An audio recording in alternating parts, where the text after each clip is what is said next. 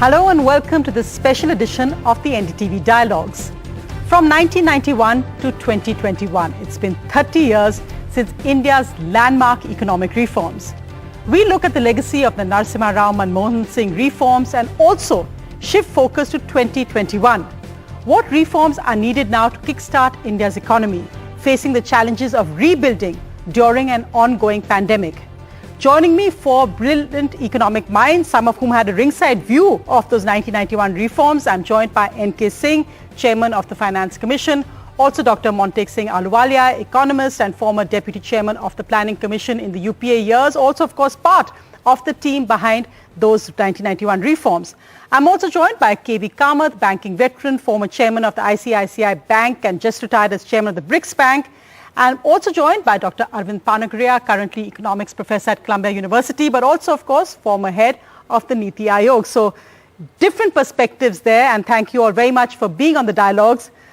Dr. Ahluwalia, I should begin with asking you, from your perspective of 1991, is it time for a similar 2021 reforms process to not unshackle the economy, but really face the challenges we are seeing today, unprecedented challenges during this pandemic? Well, we're certainly facing an unprecedented challenge. But, to draw the parallel with 1991 may not be totally fair. Because I think, remember, in 1991, India faced a problem. And we had our own domestically caused crisis. The world was actually in quite good shape. We're in a different situation now. I mean, we have a global pandemic. We have a global economy which is in deep trouble. And we have to address that issue. So I think in one sense, it's as serious an issue, but it's a very different issue contextually. At the same time, it makes sense to ask, what would one learn from 1991 if one was talking about the Indian situation today? I think the most important thing I can think of about 1991 is that there was, at least at the technocratic level, and even among some politicians, a reasonable recognition that the system that had been in place was utterly unworkable. I mean, quite frankly, it was simply ridiculous. Nobody wanted to say that because nobody ever in politics wants to say that a system that they've been running for such a long time is actually ridiculous. But quite frankly, with the distance of 31 years, the 1991 reforms were technocratically a no-brainer. And the important thing about them was that they were an integrated set of reforms. I mean, you looked at industrial policy, trade policy, in due course, financial sector reforms, exchange rate reforms, and so on. And they were all carefully put together because each supported the other. I think the big lesson, and they were diagnostically based on an assumption that they were preventing India from doing what other developing countries were doing reasonably well. I think if you ask the same question today, you need to ask the question, what is the issue on which we can get a reasonable technocratic consensus on the key reforms? One of the most dangerous things is that at any given time, there is 100 reforms on the table, but they're not all important. I mean, if any prime minister were to ask his ministries, give me a list of reforms, every ministry has a list of things it wants done. The totality of those does not tell you what's the most important. So I think the first thing we need to learn from 1991, which I think we got right the core that needed to be changed, and we got that done reasonably quickly, but then implemented, I think, a little too slowly, but it did get implemented over time. We need to do exactly the same thing now. What are those 3 or 4 things that matter the most? That's an interesting one, Mr. N.K. Singh, if I could bring you in, because at one level, you can't think of two people more dissimilar than then Finance Minister Manmohan Singh and current Prime Minister Narendra Modi. But Narendra Modi seems to have a very clear vision of the reforms that he wants to bring to India, whether it's the banking sector, whether it's the farm sector. And these are reforms he's determined to get through. Yet we see that many of the arguments against reforms haven't changed since 1991. How then does India, which is in a sense always has a lumbering pace, had a blistering pace suddenly in 1991, bring that back today in 2021? So I think that, I'd make two or three very brief comments. First and foremost, that the 1991, which began, of course, a little earlier than 1991, because from 89 onwards, it looked very unsustainable. And the Chandrasekhar government did take some important decisive steps, including the famous mortgage of gold and some other structural and fiscal changes to hold on till 1991, which unleashed a broad set of economic reforms. But if one were to really look back, and I agree that the implementation of many of those have been very, very tardy. One obvious example is that the GST, which was agreed in Article 4 consultations as early as 1992, really waited till 2017 to happen. So that's one example on tardy implementation. But to take your question, what are the lessons which we can draw from the 1991? One important lesson is that never allow a crisis to give you the opportunity which the crisis gives you. Don't waste that opportunity. The 1991 set of circumstances gave an enormous opportunity, which we did a lot to grasp that opportunity, but we failed to fully utilize the public mood, the general sentiment that we needed a tectonic shift from the kind of system which we were running earlier. So that's a lesson which the current leadership has grasped.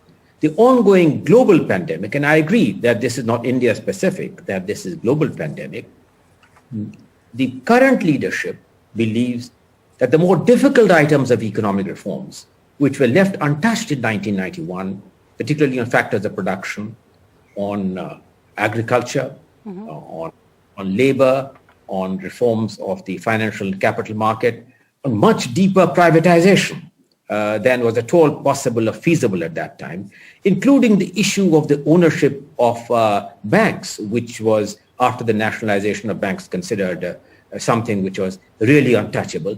So the big lesson is, do not waste the opportunity of a crisis. And that's the big lesson which the current leadership has learned. And therefore, some of the most difficult items of economic reforms have been undertaken in the last few years. Now, I agree that there would be hundreds of items which are ready to be reforms, but clearly the priorities have been well picked. What are these priorities? One, mindset change, but a much deeper privatization of all public sectors in general, excepting a few in the strategic areas. On revisiting the issue of the ownership of banks. This is an important mindset change, which of course, given the political circumstances at that time, was not possible in 1991. And the word disinvestment was also an anathema. We began with the famous word bundling of shares and so on. So that's one important change.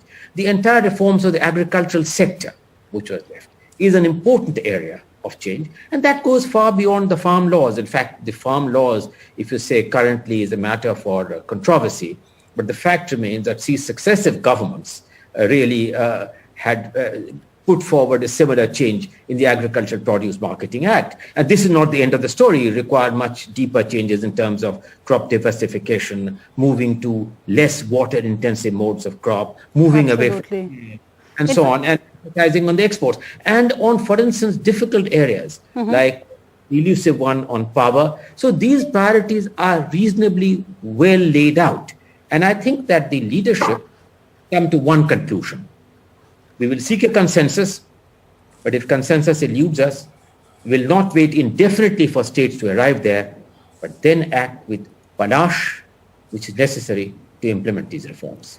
I just want to touch on the aspect on banks, of course, bring in Mr. Kamath, who I think knows all there is to know about bank privatization, because, of course, Mr. Kamath spearheaded the ICICI bank privatization. But that, when in the budget speech, when Finance Minister Nirmala Sitharaman talked about privatization of public sector banks, is this a reform which actually the time came many years ago? Is this a reform which you would recommend is something which is urgently needed in India of 2021, especially given the whole focus on credit growth for businesses at a time like this, when we are still looking at still currently in the pandemic and looking at a possible third wave?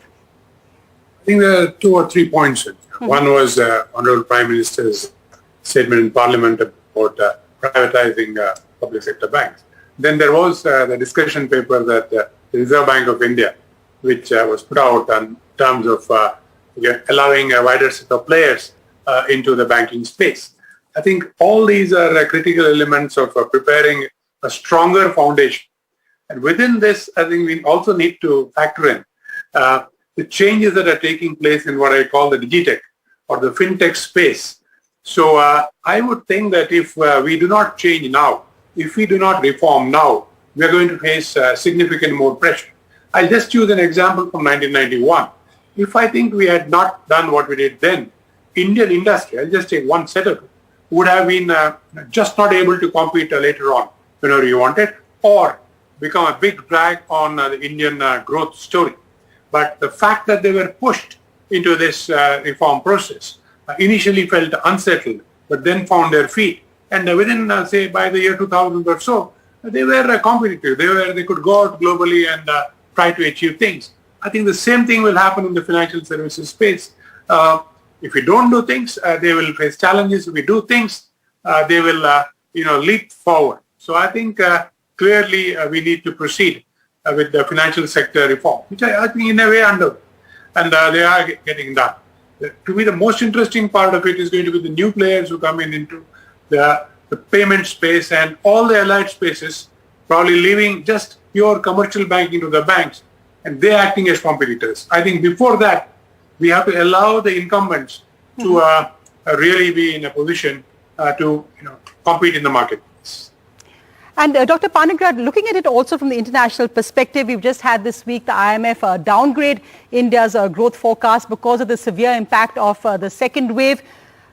At a time when a few years ago, India was defined as perhaps the one bright spot in global economies. Looking at it today, and I think taking the point which the Prime Minister, Mr. N.K. Singh, made that from a crisis can opportunity come. What would you like to see the Prime Minister expedite as, say, the top 3 reforms at the moment? And of course, we just had an Elon Musk tweeting about how import duties are not letting him bring his cars to India. But just looking at that aspect from the United States. Hey, since the other 3 panelists have spoken, maybe I can also do my 2 cents worth on the 91 reforms first. And personally, I mean, Mr. Kamath just said that, if we had not done it in 1991, that really gave me the chills, because, if we had not done it in 1991, when else were we going to do it? I mean, he put it positively, but to me, as an outsider at the time, 91 happened much too late. I think, in a way, my generation and, of course, the 3 esteemed co-panelists, rather remarkably at 68, I seem to be the youngest panelist among the 4. I mean, for my generation, the whole economic evolution that was happening in a lot of the other countries left bypassed. So I think, 91 to me happened a little too late, should have happened a lot earlier. On sequencing, I should say that, I personally don't worry too much. Politically, these are difficult reforms. So whenever political opportunity arises, we should go in and do that. I think there was a logic initially in 91 that, you had to do the delicensing, you had to open up the economy. Those 2 things had to happen simultaneously. But now we are at a stage where, politically, whatever is feasible, we should simply go ahead and do it. Now, to the question that you have posed to me directly, there are plenty actually that is on the table, which is on the table but not done. So 3 things you have asked me. One, definitely I would want higher education reform. That is one area which after 30 years has been largely untouched. There are some small things that got done which I had initiated, and they happened in terms of autonomy to some colleges and universities within the current UGC framework. But that entire framework is a problem. 1956 law and the British, after whom we modeled our own system, they got rid of their University Grants Committee in 1983. And a number of reforms have happened since then in Britain. So we need to move ahead with that. That's one. Second is privatization. I think, NK already mentioned that, but in particular, all three areas, the central public sector enterprises, CPSEs, they need to be privatized on war footing, Air India in particular. And of course, the two banks that have been put up, they should be privatized at pace as well. So privatization would be my second. Third, I would actually want to do also the personal income taxation reform. We have done well on corporate profit tax. That was a very difficult one. We have done the simplification. Exemption Raj has been largely dismantled in that area. Same thing in personal income taxation, including, a lot of the taxes on investment income are very distorted right now. If you're listed, then you're taxed at, then the long-term capital gains tax is at one rate. If you're unlisted, it's another rate. If it's 1 year, 2 years, there's a lot of these anomalies which sort of need to go. I think on that. Now, just to end this on the optimistic note, I must say that, we have actually done enormous voluminous amount of reforms. Some of the most difficult ones, which were discussed in 91 or under Prime Minister Vajpayee, but did not get any traction, have now happened. What are these? Labor laws, almost done. I think 95% we have done, 5% still remains. IBC, Montek wrote about this, in 1990 or something. There was an employment task force in which he wrote about it. He wrote about labor reforms also in that same report. And since then, for the last 20 years, I have written. Again, that has happened. GST is sort of long overdue reform that has happened. And my favorite one, which I did, the removal of the MCI, the Medical Council of India Act. So our IMC Act. So, a lot of big things which were so difficult to do in those years and they were left out have now been done. In fact, I'd like to also bring in Dr. Ahluwalia on that, because interestingly, well, of course, Manmohan Singh as finance minister and Montek Singh Ahluwalia, you were part of that team as well, brought about those absolutely landmark reforms, unshackling India's economy. As Prime Minister Manmohan Singh and perhaps as Deputy Chairperson of the Planning Commission, then Dr. Ahluwalia, you all were shackled. So these reforms which Dr. Panagra just talked about couldn't happen because perhaps you didn't have that crisis. You didn't have a situation where India was defaulting on foreign exchange payments in 2 weeks. You didn't have a situation where you're dealing with an unprecedented pandemic. Do you think that then today, and in fact this has been, especially in the agriculture sector, that these reforms, which politically are being opposed very strongly, are reforms that you would support as an economist and say that perhaps it should go even more than that? In fact, even the UP Economic Survey had pointed for the need of reforming agriculture, mandis and the whole marketing cooperative system. Well, there's no question that, let me step back a little because absolutely lots of comments have been made, and I'll try and address these issues too. I certainly agree that over time, forget about why the initial impetus slowed down. There's no question it slowed down. You can blame it on politics and whatever. But I think there's no doubt that over time there is, and that is the case now, a sort of a public acceptance that certain areas of reform, which were earlier very controversial, now should move forward. One of them clearly is the banking system. And I think the fact that the government has said it wants to privatize the banks is a good step. The problem, the real issue you have to address is that what's the best way of proceeding? I'm not very convinced that spending a lot of energy trying to choose 2 weak public sector banks and try and privatize them, and I don't know what the terms on which they are being privatized is the best way to go, rather than actually reduce the government's interference with the vast number of public sector banks that exist. I think that we would be better off if we were to simply say that the Reserve Bank should be given the same regulatory control over public sector banks that it has over private sector banks. The present situation is quite absurd because when the Reserve Bank of India spots something wrong in a private sector bank, it can remove the chairperson. If it spots something wrong in a public sector bank, it can write a letter to the finance ministry.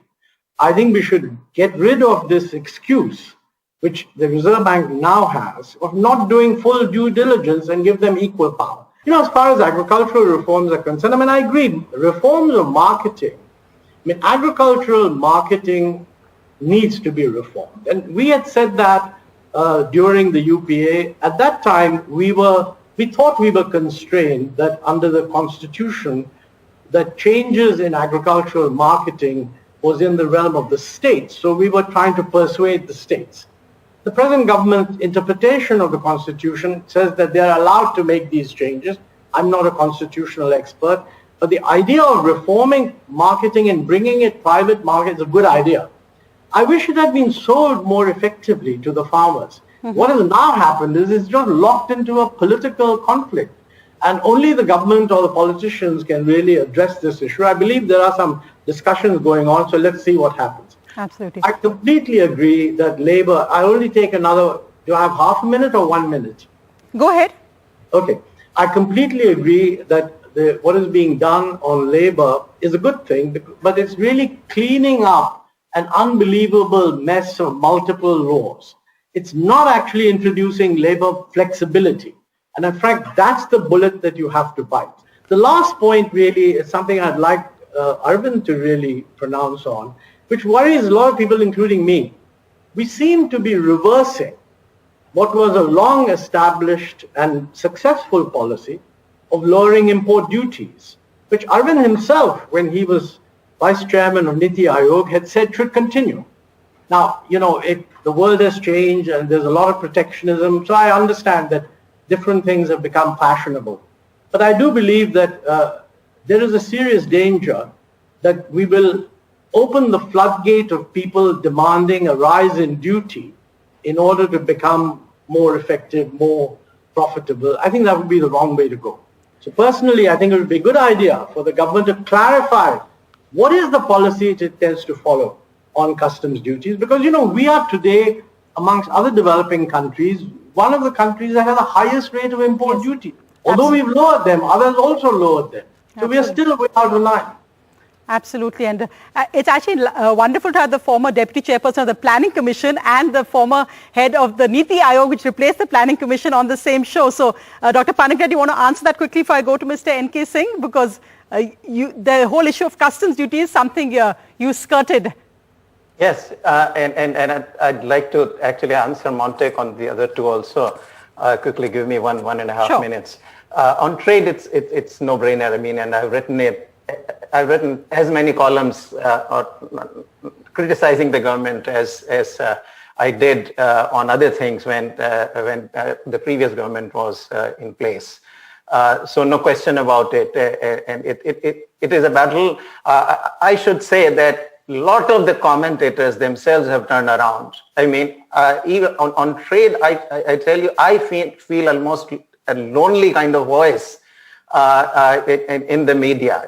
Everybody seems to think PLI is good, which is another form of protection, not directly through tariff, but through subsidy.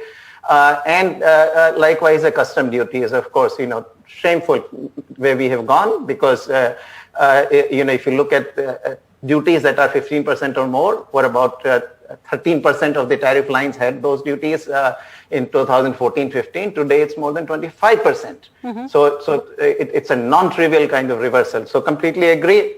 No issue with that. I have written about it.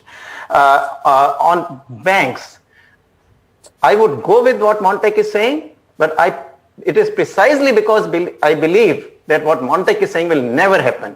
I think the bureaucracy will never let this happen, and therefore privatization is the only way to go. And whatever it may be, the weakest of the banks, but let us change the thinking. If you get with 2, foot is in the door, next 2 will come in.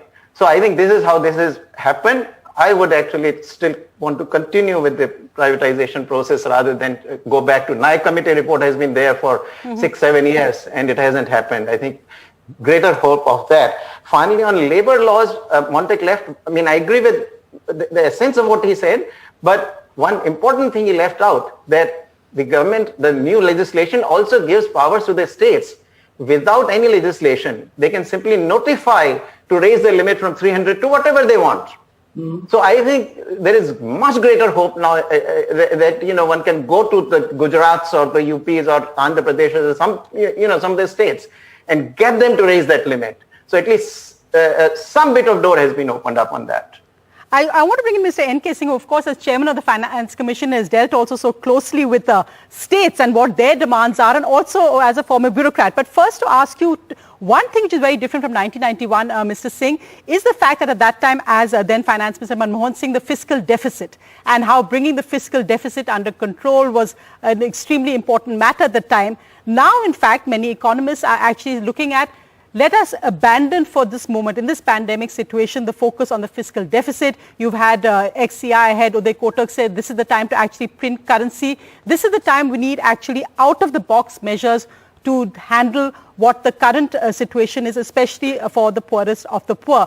And often, and this again I have to say from 1991 to 2021, when the association of reform, when you say labor reform or farmer reform, is seen as anti-poor or anti-farmer. How do we even change that even in 2021? And how do we look at getting money where it's needed the most? So that is a difficult question, Sonia. But undoubtedly, I think that we need to tune and sync the fiscal policy in line with the needs of the economic cycle. I think that fiscal policy should be really anti-cyclical and not pro-cyclical in terms. So I think that it was for the first time that the importance of having legislations on the entire issue of fiscal deficit was enacted by Mr. Vajpayee in 2001 and became law in 2003. That was the first FRBM Act, which prescribed that that the central government would move towards a 3% fiscal deficit. Following that, based on the recommendations of an earlier finance commission, all state governments also enacted all their state-level fiscal legislation in line with what the central government had, which was also around 3% or so. Then as chairman of the FRBM Review Committee, my recommendations, which were accepted almost in entirety in the budget by Mr. Arun Jaitley, made debt as a principal anchor for which the enabling target was the fiscal deficit. At particular preferred debt levels were really 60% for the union and the states taken together, of which really 40% for the central government, 20% for the states, an enabling fiscal deficit target of 3% or so.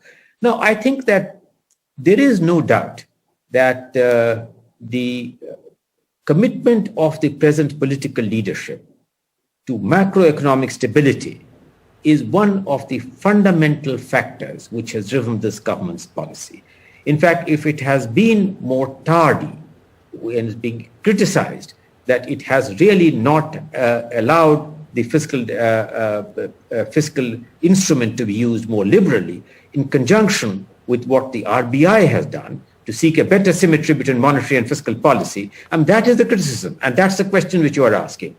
I would certainly say that fiscal policy need to be designed to address issues of livelihood, address the issues of the pandemic. Indeed, it has been done.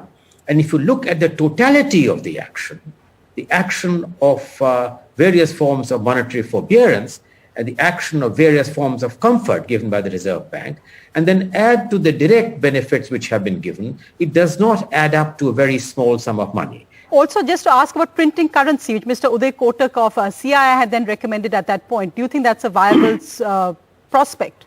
Well, I think that Mr. Rangarajan is the one who was the governor of the Reserve Bank at that time, said goodbye to this particular thing. The question is really, it must be left to the judgment of the Reserve Bank on whether the borrowing program which the central government has and the borrowing program which the states have can be achieved in a manner without having necessarily to resort to what is being described as the printing of currency. And I think this is a matter which must be left to the judgment of the central bank, accommodating the borrowing requirements of both the center and the states. Mr. Kamath, if you could come in, because of course what's amazed many has been the fact that the corporate earnings have been much higher than expected, that we've seen a boom time on Dalal Street. You're seeing Zomato IPOs, which are rivaling that of much more older established companies. But the fact of the feel-good factor when you look at, say, money in pockets, when you look at jobs amongst the middle class, what's called the neo middle class, and the informal sector, which is something which is so important, again, in many manufacturing units across India. What do you think do we need to do now to restore the feel-good factor, despite the fact that, as Mr. Singh said, many stimulus packages have been announced running into lakhs of crores? But do you feel that feel-good factor is what we need to ensure now? I think I need to connect 3 or 4 things in this context. I think you started off by saying corporate earnings seem to be doing well. I think that answers some of the questions that came up. What sort of stimulus is required? On the large corporate end, I don't think a stimulus is required. I would also try to say that if the consumer was not buying the product, corporate India would not have been doing that well. We may dig deeper as to why is the consumer buying, where is he getting the money to buy. These could be addressed, but clearly he's buying and corporate India is doing well. Secondly, there was a reference, I think NK Singh made that reference, when there is a crisis, then things happen. I think corporate India also had a crisis, the beginning of the pandemic last year. And I clearly see probably 10 to 15% improvement in productivity. And when you talk to them, they say, this has come now, we could do with lesser people. We have innovation, we have process improvement, things we didn't do for 30 years, we have done now. And I think that also is adding to the strength of the sector. So clearly, one part of the economy is doing well. And clearly, we need to look at the non-performing asset numbers. Those are dropping dramatically. But point that you made, there is pain possibly at given places. Now, we need to understand what are these given places. Probably the self-employed people, the informal sector. I think there is pain, and I think we need to address those in a targeted manner rather than one fits all. I don't think that is going to work at this time. And if we do it in a targeted manner, probably the intervention required is much lesser than what it would otherwise be. Again, I agree with Mr. Singh that you cannot have a helicopter dynamics here. You cannot take money and throw it out and assume that people are going to consume it in a manner that drives the economy. So given that, I would think that we need to have a little bit of caution in that front. On the agenda going forward, I think there's enough to do. And in that, I would think particularly in the context of, driving what I would call a 25-year runway. We have a 25-year runway to go. It has happened consequent to the previous opening up that has been done and a whole lot of other things. But we are there. And the time now is to see what is it required to get this going. And I think we have discussed most of the elements. Mr. NK Singh again mentioned about the factors of it. These need to be addressed. I think the Honorable Prime Minister has talked about, making sure that the in-between impediments that are there, in whatever way, those need to be removed. I would think that we need to concentrate on execution. Right. I recollect, the 91 reforms, the execution efforts put in by Mr. NK Singh. I'm singling him out because I had the occasion to work under him in some of these reforms. Starting with drafting a simple one-pager to allow internet activity in this country. That had to be started. Like take a fresh sheet and say, what does an internet policy want? And he said, I want it in one page. Because it has to be that simple. And then we went into the telephony part of it. Then we went into the power part of it. For that period of time, went on reforming and opening up small things. We now need something like that to happen in terms of the identified things, which are still, I would say, a work in process, so that we are able to build speed on that runway to 25 years. I'm sure that is happening even as we talk, because what I get from my 3 colleagues here on this panel is that clearly there is momentum. We need to make sure that that momentum is facilitated, and I'm sure it will happen.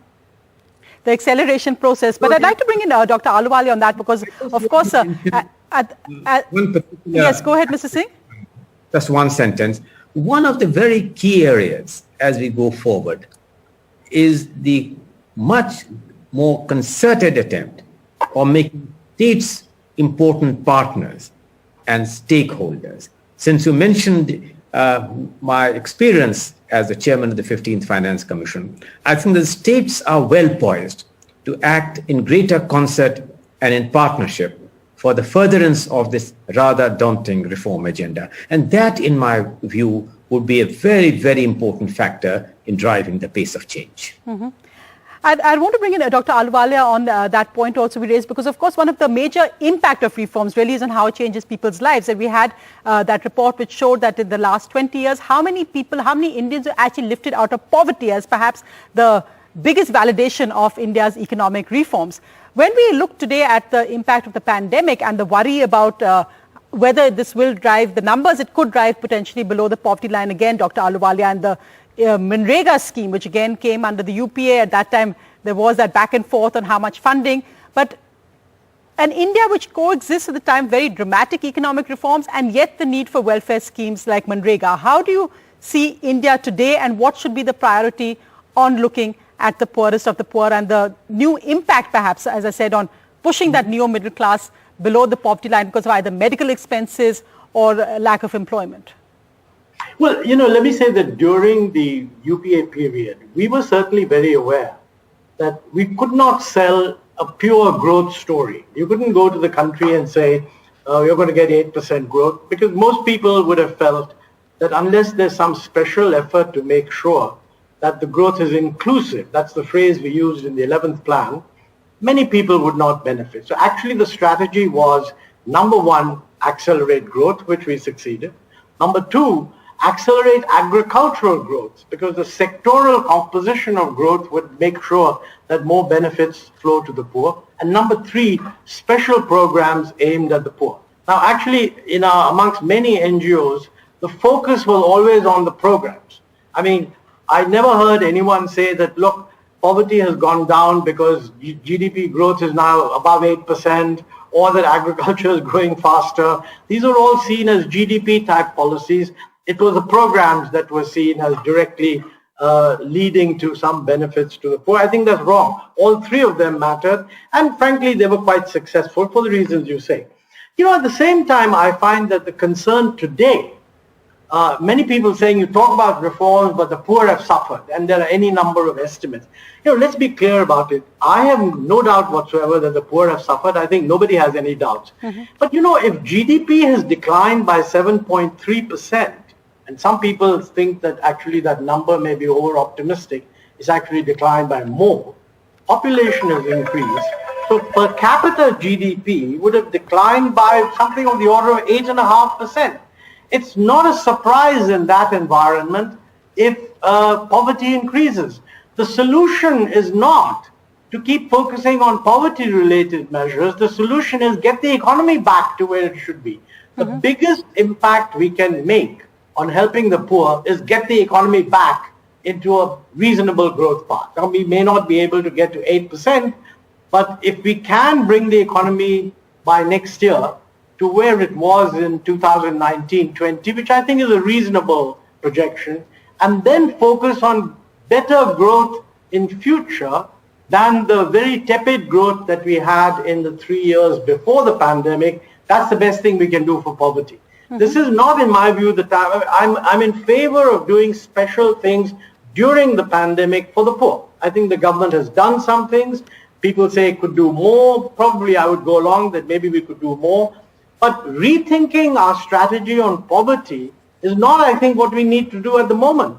We have a demonstrable case that if we do the right things and growth accelerates, employment gets created, poverty goes down. We don't have to reinvent the wheel. Right. The reason we have a problem right now is the economy is being knocked off the growth track, so it should be brought back on.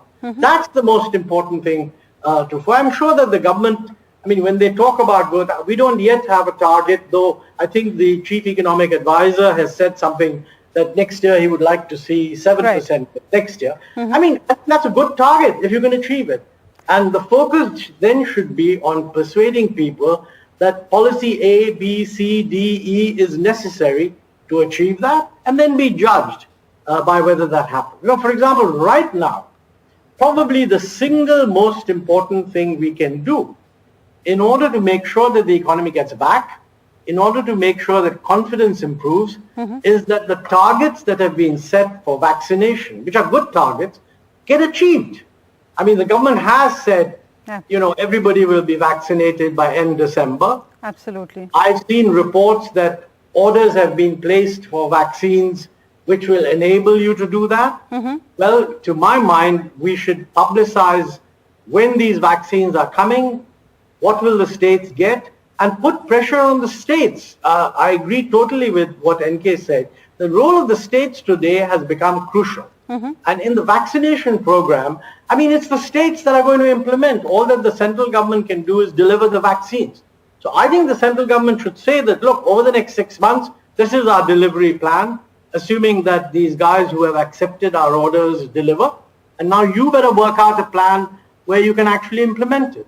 And if we can end up at the end of the year, if not 100%, even 90% of the population can be said to be vaccinated, that will be a huge achievement, and it will actually contribute massively to a restoration of confidence that the future is going to be pretty good.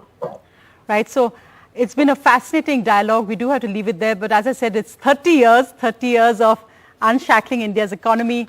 And 2021, we look forward to an acceleration and exciting new reforms as well. Thank you so much, Mr. N.K. Singh, Dr. Panagria, Dr. Ahluwalia, and Mr. K.V. Kamath for joining me on the dialogues. Thank you.